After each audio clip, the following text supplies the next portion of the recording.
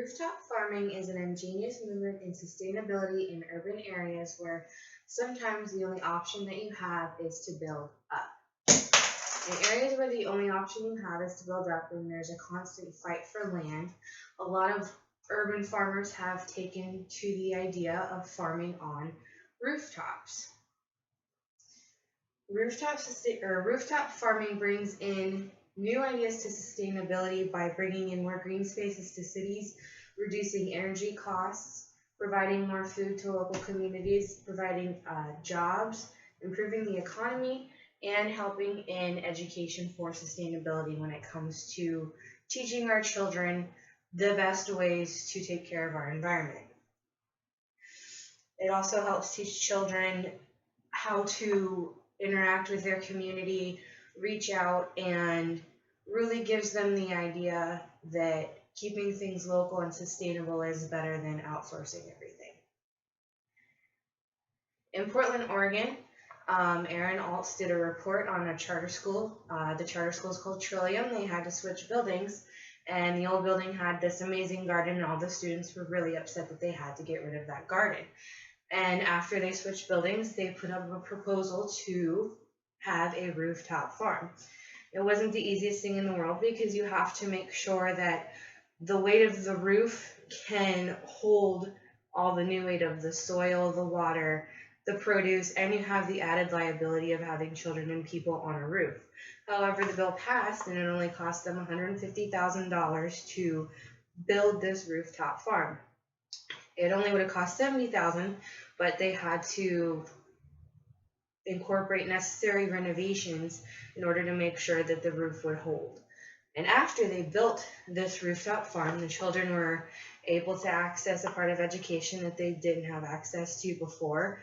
It helped reduce the energy cost of the building, and it added a new storm water management system to the school. The food that's grown at the Trillium Charter School that the students help take care of also goes to the food lunch program. That helps all of the children in the school, and it especially helps reduce the cost of the lunch program at Trillium Charter School. In 2013, NPR completed a report in Chicago that there were 359 rooftop farms. The rooftop farms help clean the air and reduce an effect called the urban island heat effect. And according to the EPA, the urban island heat effect is when an urban city is significantly warmer than the rural areas around that city.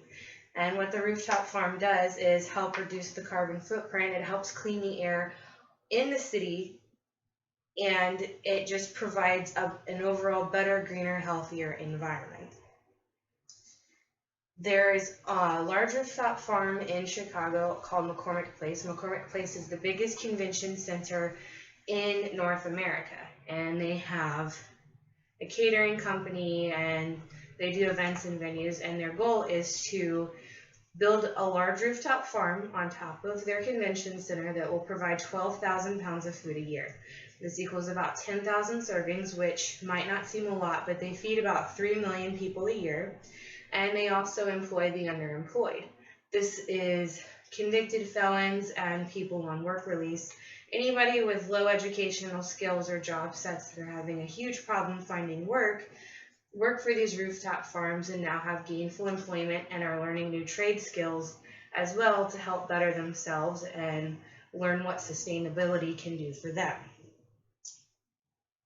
In New York City, Brooklyn Grange is the biggest rooftop farm. It covers 2.5 acres on various rooftops between Brooklyn and Queens. And National Geographic did a study that by 2050, we're going to have to feed an extra 2 billion people in the world at least. 2 billion people is a lot, especially considering right now how scarce food can be in some areas, how environmentally unsafe a lot of cities can be. Rooftop farming is very beneficial to these cities because it helps clean them up, it helps the economy, and again, it helps provide food.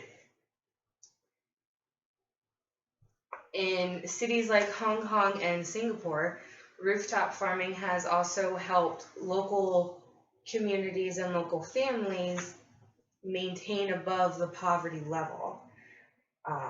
Kubi Ackerman is a professor at Columbia University, and she has observed how bad food insecurity can be. And she noticed that with the increase of these rooftop farms, we have people that are able to grow food, take care of themselves, feed their families, and then they take this excess food and they sell it, and they're able to sustain a way of life that way, all while helping the environment, helping the community, and bettering themselves and their family. The UN has also stated that by 2050, 86% of the population will be in urban areas. This is compared to 2009, where only 50% of the area is condensed in urban cities.